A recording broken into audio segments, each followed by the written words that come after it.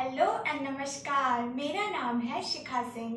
आप सभी का स्वागत है मेरे इस चैनल पर। दोस्तों, मैंने ये जो अभी ही आया था रिसेंटली सीटेट 2022 दिसंबर वाला, उसमें मैंने फॉर्म फिल किया था और फर्स्ट टाइम अपीयरिंग ही में, मतलब फर्स्ट टाइम मैं इस पेपर में अपीयर्ड हुई थी और मेरा 126 मार्क्स आया है प्राइमरी लेवल पर। और एलिमेंट्री लेवल पर यानी 6 to 8 वालों के लिए जो होता है पेपर, उसमें मेरा 113 मार्क्स आया है, वो भी without coaching. Okay, self study plus जो फ्री के चैनल्स अवेलेबल होते हैं यूट्यूब के कुछ, उनकी ही हेल्प से। ओके, तो मैं आपको अभी बताऊंगी अपनी स्ट्रैटेजी, बट वो स्ट्रैटेजी बताने से पहले मैं आप सबको एक बार क्लियर कर दूं कि सीटेट का फॉर्मेट क्या होता है पेपर देने का, यानी कि किस किस टाइप के क्वेश्चंस कौन कौन से आते हैं, और प्लस सीटेट की एलिजिबिलिटी क्या होती है। ये सब बताने के बाद मैं आपको इन शॉर्ट ये भी बता दूंगी कि सीटेट का पेपर क्लियर करने के बाद आपके पास क्या क्या स्कोप है, यानी कि आप क्या क्या और कर सकते हैं, कहाँ कहाँ आप अप्लाई कर सकते हैं। ओके, यानी कि इसके यूटिलिटी के बारे में। तो चलिए पहले शुरुआत करते हैं इसकी एलिजिबिलिटी से। ओके, तो सबसे पहले सीटेट का पेपर यानी कि सेंट्रल टीचर एलिजिबिलिटी टेस्ट का पेपर देने के लिए आपका ग्रेजुएशन कंप्लीट होना चाहिए, प्लस आपके पास या तो आपने 2 ईयर का जो बीएड होता है वो किया हो, या फिर अभी जो नया आया है कोर्स इंटीग्रेटेड बीएड भी मतलब होता है, जैसे कि BLED जिसे कहते हैं, नया कोर्स आया है वो आपने किया हो, या फिर किसी भी टाइप का BTC DLED जैसा कोई डिप्लोमा किया हो, तो आप इस पेपर में बैठने के लिए एलिजिबल हो जाते हैं। ओके, और इसके बाद अब चलते हैं कि सीटेट के पेपर का फॉर्मेट क्या होता है। जैसा कि मैंने आपको बताया था कि मेरे 126 स्कोर आए थे प्राइमरी लेवल पे। तो प्राइमरी लेवल पे जो पेपर होता है उसे कहते हैं पेपर फर्स्ट। तो उसमें 5 सब्जेक्ट्स आते हैं। कौन कौन से? पहला है CDP के 30 क्वेश्चंस आते हैं। 30 क्वेश्चंस, ईच क्वेश्चंस के लिए 1 मार्क्स होता है। और फिर इसके बाद आता है मैथमेटिक्स जो है वो पेपर भी सभी के लिए, मतलब जो प्राइमरी लेवल वाला पेपर होता है ना, वो सबके लिए, उसमें जो सब्जेक्ट्स होते हैं 5 सब्जेक्ट्स, वो सबके लिए ही कॉमन होते हैं, यानी कि सबके लिए वो सेम सब्जेक्ट्स होते हैं, चाहे वो आर्ट्स के बच्चे हों या फिर साइंस के हों। ठीक है, तो फिर मैथमेटिक्स सेकंड नंबर पर आता है, उसके भी 30 क्वेश्चंस आते हैं। और फिर इसके बाद थर्ड जो हमारा सब्जेक्ट है वो एनवायरमेंटल स्टडीज़ है, जिसके 30 क्वेश्चंस आते हैं। और फिर इसके बाद जो लास्ट के 2 पेपर होते हैं ना, वो लैंग्वेज 1 और लैंग्वेज 2 पेपर होता है। लैंग्वेज 1 और लैंग्वेज 2 पे आपने जो लैंग्वेज ली हो उसके अकॉर्डिंग होता है। जैसे कि अगर आपने हिंदी एंड इंग्लिश, आपकी 2 लैंग्वेजेस हैं, तो आप फर्स्ट में भी या तो आप फर्स्ट में हिंदी चूज करेंगे तो सेकंड में आपको इंग्लिश मिलेगा, और अगर फर्स्ट में आपने इंग्लिश को चूज किया है तो सेकंड में आपको हिंदी का पेपर मिलेगा। लेकिन हाँ, आपकी इन सब्जेक्ट से यानी कि इन लैंग्वेज से अलग भी लैंग्वेज हो सकती है। जैसे कि कोई ऐसा भी हो सकता है जिसने संस्कृत लिया हो और प्लस हिंदी लिया हो, तो जिसकी संस्कृत और हिंदी 2 लैंग्वेजेस हैं, उसके 2 पेपर लैंग्वेज के हिंदी और संस्कृत के आएंगे। ओके, ये भी 30 क्वेश्चंस ही होंगे। और फिर इसके बाद यानी कि कुल मिलाकर टोटल 150 क्वेश्चंस आते हैं 5 सब्जेक्ट से। जैसा कि मैंने बताया, CDP यानी कि चाइल्ड डेवलपमेंट एंड पेडागोजी का 30 क्वेश्चन, मैथमेटिक्स का 30 क्वेश्चन, एनवायरमेंटल स्टडीज़ का 30 क्वेश्चन, लैंग्वेज फर्स्ट का 30 क्वेश्चन और लैंग्वेज सेकेंड के 30 क्वेश्चन। और हाँ, इन सारे जो 30 क्वेश्चंस आते हैं, उन सब में CDP को छोड़कर जो बाकी के सब्जेक्ट्स होते हैं, उनमें उनके जो कंटेंट वाले होते हैं वो 15 मार्क्स के, यानी कि 15 क्वेश्चन जो है वो कंटेंट पर बेस्ड होते हैं, और जो अदर 15 क्वेश्चंस हैं वो आपकी उस सब्जेक्ट से रिलेटेड पेडागोजी पर बेस्ड होते हैं। ओके, फिर इसके बाद हम चलते हैं पेपर 2 के फॉर्मेट पर। तो जो पेपर 2 है यानी कि एलिमेंट्री स्टेज का जिसे कहा जाता है, जो 6 to 8 क्लास के बच्चों को पढ़ाने के लिए सीटेट होता है पेपर, उसमें फर्स्ट पेपर जो होता है वो तो CDP ही होता है। सेकंड और जो थर्ड पेपर होता है वो आपके सब्जेक्ट से रिलेटेड होता है।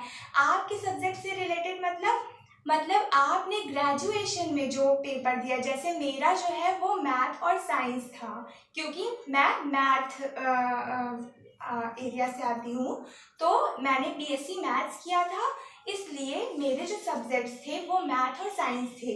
लेकिन जो अगर आप में से कोई आर्ट्स मतलब बीए किया होगा, उसके अलग अलग सब्जेक्ट्स हो सकते हैं, जैसे कि हिस्ट्री, इकोनॉमिक्स, सिविक्स, इन सब में से कोई 2 पेपर। ओके, इसके बाद जो ये 3 पेपर हो गया, फिर चौथा और पांचवा पेपर जो है वो पहले वाले पेपर, जैसे कि प्राइमरी लेवल वाला मैंने बताया था, फर्स्ट पेपर लैंग्वेज का और सेकंड पेपर लैंग्वेज का, वो आपके चूज करने पर आएगा। मतलब कि अगर आपने फर्स्ट लैंग्वेज का पेपर चूज किया है इंग्लिश, तो सेकंड आपका हिंदी होगा, अगर आपके दोनों लैंग्वेज पेपर हिंदी और इंग्लिश हैं। पर और मतलब अलग टाइप के भी, जैसे कि किसी का हिंदी और संस्कृत भी हो सकता है। ठीक है, तो कुल मिलाकर इसमें भी 150 क्वेश्चंस आते हैं। यानी कि फिर से एक बार देख लीजिए, पेपर सेकंड यानी एलिमेंट्री स्टेज का जो पेपर होता है उसका फॉर्मेट होता है 5 सब्जेक्ट्स। पहला कौन सा होता है, सीडीपी का, फिर दूसरा और तीसरा जो है वो हमारे सब्जेक्ट से, जैसे कि मेरा जो सब्जेक्ट था मैथ का, तो 30 क्वेश्चन मैथ के, 30 क्वेश्चन साइंस के। फिर इसके बाद आता है लैंग्वेज फर्स्ट का 30 क्वेश्चन और इसके बाद लैंग्वेज सेकंड का 30 क्वेश्चन। तो ये हो गया पूरे पेपर का फॉर्मेट। ओके, और इसमें भी जैसा कि मैंने पहले बताया था, जो 15 क्वेश्चन जो होते हैं लैंग्वेज के, अगर हम कहें तो 15 क्वेश्चन जो होते हैं वो कंटेंट और पेडागोजी में डिवाइडेड होते हैं। लेकिन इसमें जो सब्जेक्ट वाले पेपर है ना दोस्तों, वो जैसे कि मेरा मैथ और साइंस का था, तो 20 क्वेश्चन जो है वो कंटेंट के आते हैं और 10 क्वेश्चन पेडागोजी बेस्ड होते हैं। ठीक है, तो अब जो है वो हम चलते हैं अपनी स्ट्रैटेजी को। आप ये सोच रहे होंगे कि किस तरीके से मैंने कहाँ से कौन कौन से रिसोर्सेज से पढ़ा कि मेरा इतना मार्क्स आ गया है, तो अब मैं आपको बताने वाली हूँ। सबसे पहले चलते हैं सीडीपी पर। जो सीडीपी यानी चाइल्ड डेवलपमेंट एंड पेडागोजी वाला पेपर है, उसके लिए आप कोई भी जो यूट्यूब पर फ्री चैनल्स देते हैं, वीडियोस देते हैं, उन फ्री वीडियोस को देखकर और इसके बाद आप उसको अच्छे से मेमोराइज कर लीजिए, क्योंकि उसमें बहुत सारी थ्योरीज होती हैं, कई सारे अलग अलग साइकोलॉजिस्ट की जो थ्योरीज होती हैं वो आपको अच्छे से पता होनी चाहिए, क्योंकि उसके एप्लीकेशन से रिलेटेड ही क्वेश्चंस आपको मिलेंगे उसके एग्जाम्स में। ओके, और फिर इसके बाद जो है पेपर आता है। अगर मैथमेटिक्स की बात करें तो मेरा तो बैकग्राउंड ही मैथमेटिक्स से है, बट कई सारे जो आर्ट्स वाले स्टूडेंट्स हैं उनको मैथमेटिक्स में प्रॉब्लम हो सकती है, बट मैं आपको बता दूं कि आपके लिए भी बहुत इजी हो जाएगा, क्योंकि जो पेपर का फॉर्मेट होता है वो एक ही जैसा होता है। आप अगर मॉक टेस्ट देंगे ना, तो आपको पता चलेगा कि कुछ पर्टिकुलर सर्टेन फॉर्मूलेज होते हैं, केवल उन्हीं से क्वेश्चंस पूछे जाते हैं। जैसे कि आप कह सकते हैं कि ब्याज, साधारण ब्याज और चक्रवृद्धि ब्याज, ऐसे कर कर जैसे कुछ क्वेश्चंस जो है वो कंफर्म होते हैं। तो अगर आपको उनके फॉर्मूले आते हैं, आपने उन पर प्रैक्टिस की हुई है, तो आप बहुत आसानी से कर ले जाओगे वो पेपर। ठीक है, हाँ, तो अब चलते हैं एनवायरमेंटल स्टडीज़ पर।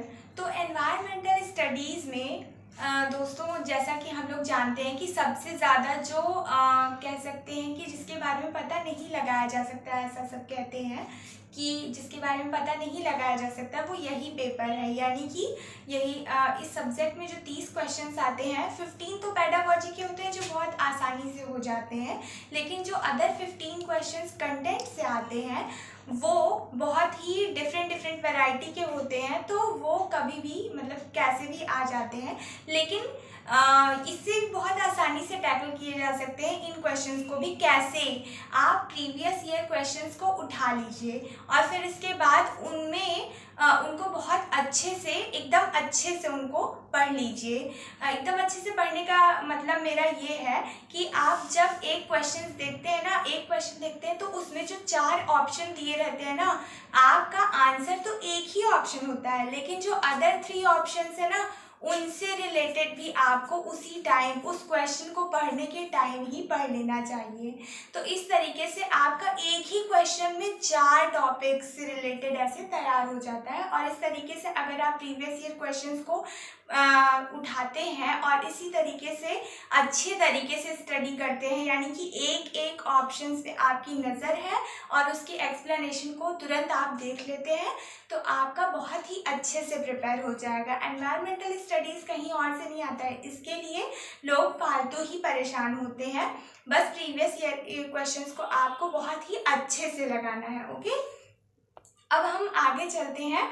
जैसा कि मैंने बताया था कि सीडीपी हो गया है, सीडीपी में भी आप प्रीवियस ईयर क्वेश्चंस तो लगाएंगे ही, साथ में जो वीडियोस हैं वो कॉन्सेप्ट क्लियर करने के लिए आप ज़रूर देखेंगे जो वीडियोस होते हैं। प्लस आप एनवायरमेंटल स्टडीज़ के लिए भी अगर आपको कोई भी कॉन्सेप्ट क्लियर नहीं होता है तो फिर आप उसे देख सकते हैं उन वीडियोस को, जैसे कि कई सारे वीडियोस अवेलेबल होते हैं, मैराथन क्लासेस भी होती हैं, आप उन्हें भी अटेंड कर सकते हैं। ठीक है, फिर इसके बाद आते हैं लैंग्वेजेस पर।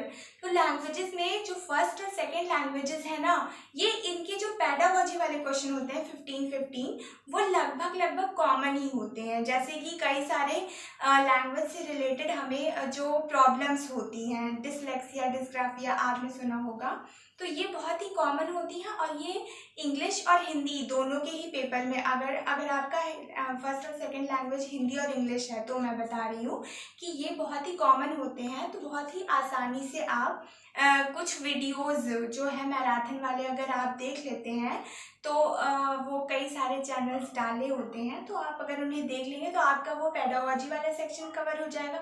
और इसके बाद बचा कंटेंट वाला, तो कंटेंट के जो 15 क्वेश्चंस होते हैं ना, वो भी बहुत ही आसान होते हैं। आसान इसलिए होते हैं क्योंकि जब हमसे अलग अलग टाइप के क्वेश्चंस पूछते हैं, जैसे अदर कंपटीशन में क्या होता है कि किसी भी अलग अलग टॉपिक से, ग्रामर से, वो सेंटेंस करेक्शन, उनसे पूछते हैं तो अलग अलग रूल्स हमें याद करने पड़ते हैं। पर यहाँ क्या है कि यहाँ पर आपको 2 पैराग्राफ्स दे दिए जाएंगे और उन्हीं पैराग्राफ से रिलेटेड आपको क्वेश्चंस पूछे जाते हैं।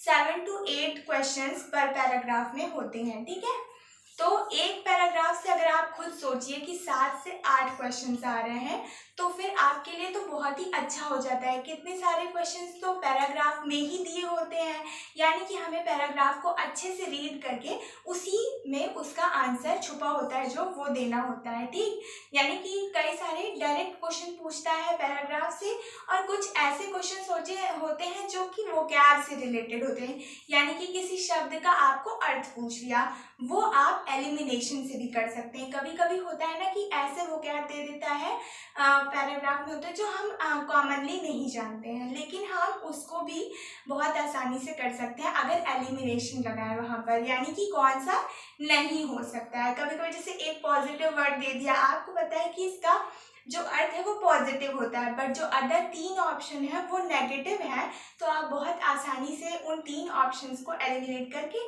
अपने आंसर को प्राप्त कर सकते हैं। ठीक है, तो ये हो गया लैंग्वेज वाला, और यही पेपर 2 में भी आपके काम आता है, जो लैंग्वेज का मैंने स्ट्रैटेजी बताया है। और लैंग्वेज में जो मैंने कहा है कि पेडागोजी के लिए आप कुछ वीडियोस जो डाले हुए हैं कई सारे चैनल्स, वो आप देख सकते हैं। किसी भी एक चैनल का अगर आप देख लेते हैं, लेकिन उस वीडियो में जो भी इंफॉर्मेशन दी जा रही है वो आपको अच्छे से पता होनी चाहिए।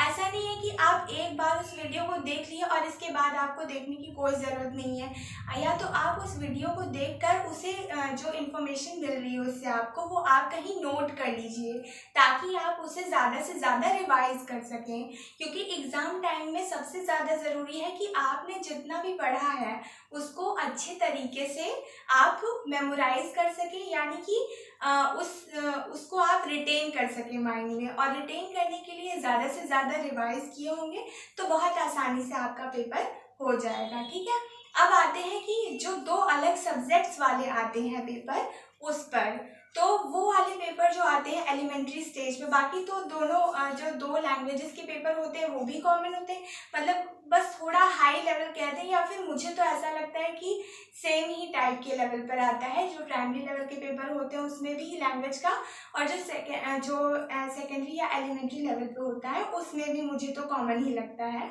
बहुत ज़्यादा फर्क नहीं होता है उसके लेवल में, क्वेश्चंस के लेवल में। हाँ, लेकिन ये है कि जो सीडीपी वाला है उसमें एप्लीकेशन लेवल पे कभी कभी पूछते हैं, पर जब आपके कॉन्सेप्ट्स एकदम क्लियर होंगे किसी थ्योरी को लेकर, जैसे कि पियाजे की थ्योरी है या फिर वाइगोत्स्की की थ्योरी है, तो आपके सारे क्वेश्चंस बहुत आसानी से हो जाएंगे। ठीक है। फिर जो सब्जेक्ट वाला पेपर है उसमें क्या करना है कि आप तो वैसे भी आपके सब्जेक्ट वो रह चुके हैं, तो आपको ऑलरेडी उसके बारे में बहुत कुछ पता है, बहुत कुछ पता है। बस होता ये है कि हम कभी कभी जैसे कि बीएड कर रहे हैं या फिर कोई डिप्लोमा कर रहे हैं, तो उन सालों में हमारा गैप हो जाता है, जिसकी वजह से हम हमें से कुछ चीज़ें भूल जाते हैं हम। लेकिन जब हम तो कोई भी वीडियो या प्रीवियस ईयर के आप क्वेश्चंस ही लगा लेंगे ना, तो वो आपके लिए मोर देन सफिशिएंट हो जाएंगे और उसमें आपको कोई प्रॉब्लम नहीं होगी। ठीक है। और पेडागॉजी के तो बहुत ही आसान होते हैं क्वेश्चंस, कुछ लिमिटेड ही होते हैं, एक पर्टिकुलर जो उसका मतलब क्राइटेरिया होता है, और बस जैसे कि कुछ मैराथन के सेशंस वगैरह दिए होते हैं ना, एक मैराथन की वीडियो भी अगर आप ध्यान से देख लेते हैं इसके पेडागॉजी पे, तो आप वो जो 30 क्वेश्चंस हैं यानी कि उसके जो पेडागॉजी के 10 क्वेश्चंस हैं वो बहुत आसानी से कर सकते हैं। ठीक है। तो ये हो गया मेरा स्ट्रैटेजी। लेकिन अब लास्टली मैं एक बार बोलूँगी, बट ये कोई last but not the least जिसे कहते हैं, तो ये है कि हम कई बार बहुत ज़्यादा पढ़ने के चक्कर में पड़ते हैं, जिससे हम बहुत कुछ जब हम बहुत ज़्यादा पढ़ते हैं ना, तो क्या होता है कि हम चीज़ों को रिटेन नहीं कर पाते हैं ज़्यादा। इसलिए अपने जो रिसोर्सेज हैं उनको लिमिटेड रखिए, यानी किसी पर्टिकुलर एक चैनल से आप अगर कोई मैराथन की वीडियोस देख रहे हैं, तो उस वीडियो को सिर्फ एक बार देखकर छोड़ मत दीजिए। ऐसा नहीं है कि आप कई सारे चैनल्स पर जा रहे हैं, अलग अलग वीडियोस देख रहे हैं, नहीं। ज़रूरी ये है कि आपको जो इन्फॉर्मेशन एक वीडियो से मिल रही है वो आप कहीं कलेक्ट कर लो, आप उसका शॉर्ट नोट बना लो, बहुत ज़्यादा लेंदी नहीं, शॉर्ट में एक नोट बना लो, जिससे आप एग्ज़ाम टाइम से पहले उसे बहुत अच्छे तरीके से रिवाइज कर सको। ओके। तो आपको कंटेंट क्या करना है, लिमिटेड रखना है और रिवीजन ज़्यादा से ज़्यादा करना है। ओके। फिर अब चलते हैं, अब मेरी ये स्ट्रैटेजी हो गई है, मेरे ख्याल से आपको काफ़ी हेल्प मिलेगी इससे। फिर इसके बाद अब चलते हैं कि आप सोच रहे होंगे कि सीटेट करें, कई लोग सोचते हैं कि सीटेट का पेपर देने के बाद हम क्या करेंगे। तो उसका जवाब ये है कि सीटेट क्वालिफाई करने के बाद आप बहुत कुछ कर सकते हैं। जैसे कि सबसे पहला तो है, जैसे यूपी में अगर आप हैं तो सुपर टेट का एक पेपर आता है जिससे डायरेक्ट भर्ती आती है टीचर की, प्राइमरी टीचर की, आप वो दे सकते हैं सीटेट को क्वालिफाई करने के बाद। फिर और कई सारे जैसे कि केवीएस के आते हैं, सेंट्रल लेवल पे केवीएस कराता है पेपर, तो उसका प्राइमरी टीचर का भी आप फिर कर सकते हो आप। फिर और इसके बाद जैसे कि केवीएस भी है, इसी तरीके से एक DSSS करके पेपर आता है दिल्ली का, जो कि प्राइमरी टीचर की भी और टीजीटी दोनों का पेपर करवाता है, और दोनों में ही आपको सीटेट जो है क्वालिफाइड करना मस्ट होता है, यानी कि सीटेट को क्वालिफाई करना उसके लिए मैंडेटरी है। आप अगर DSSS का एग्ज़ाम देना चाहते हैं, उसमें बैठना चाहते हैं एग्ज़ाम में, तो आपके लिए ये ज़रूरी है कि आप सीटेट का पेपर क्वालिफाई करो। ठीक है। अगर आप टीजीटी के लिए अप्लाई कर रहे हो तो उसमें आपका एलिमेंट्री स्टेज वाला जो यानी कि पेपर सेकंड है वो आपका क्वालिफाई होना चाहिए, और अगर पीआरटी यानी प्राइमरी टीचर के लिए आप अप्लाई करोगे तो आपका प्राइमरी लेवल का जो फर्स्ट पेपर है वो क्वालिफाई होना चाहिए। ठीक है। अब तो ये सारे हैं। वैसे आप अगर सरकारी में नहीं भी फिल कर पा रहे हो तो आपके कई सारे प्राइवेट स्कूल्स जो होते हैं ना, कई बार ऐसा होता है हम लोग सोचते हैं कि जैसे कि फाइनेंशियल प्रॉब्लम्स जो है वो कभी पूछ कर नहीं आती हैं किसी से, तो जब आपके घर में अगर कोई फाइनेंशियल प्रॉब्लम चल रही है और तब वैकेंसीज़ का क्या है, आप जानते ही हैं कि वैकेंसीज़ जो है वो बहुत टाइम पर अभी नहीं आ रही है और बहुत टाइम से अभी तक आई भी नहीं है, बहुत सारे लोग वेट कर रहे हैं। तो अगर आपकी कोई फाइनेंशियल प्रॉब्लम है तो भी आप अगर सीटेट क्वालिफाई कर लेते हैं तो आपको प्रायोरिटी मिलती है। अगर आप किसी प्राइवेट स्कूल में अप्लाई करने जा रहे हैं टीचर की पोस्ट के लिए, तो अगर आप सीटेट क्वालिफाई कर जाते हैं तो आपको वरीयता मिलती है, आपको प्रायोरिटी मिलती है कि आप एक अच्छे टीचर, वहाँ पर आप एक अच्छे टीचर के तौर पर पढ़ा सकते हैं। आप उसका सर्टिफिकेट लेकर जाते हैं। सीटेट का जो सर्टिफिकेट है वो बहुत ही ज़्यादा मायने रखता है प्राइवेट स्कूल्स में भी जॉब के लिए, तो आपके लिए ये भी बहुत बेनिफिशियल होगा। ओके, तो ये था मेरा सारी इन्फॉर्मेशन, यानी कि सीटेट से रिलेटेड, जैसे कि सीटेट की एलिजिबिलिटी क्या होती है, सीटेट के पेपर का फॉर्मेट क्या होता है, सीटेट क्वालिफाई करने के बाद आपके पास क्या क्या स्कोप होते हैं। ठीक है, तो ये सब मैंने आपको बता दिया है और बताने की मतलब पूरी तरीके से कोशिश की है। लेकिन अगर फिर भी आपके मन में कोई डाउट है तो आप कमेंट सेक्शन में मुझसे पूछ सकते हैं, और मैं जब भी मुझे टाइम मिलेगा मैं ज़रूर रिप्लाई करके आपको बता दूंगी। Okay, thank you.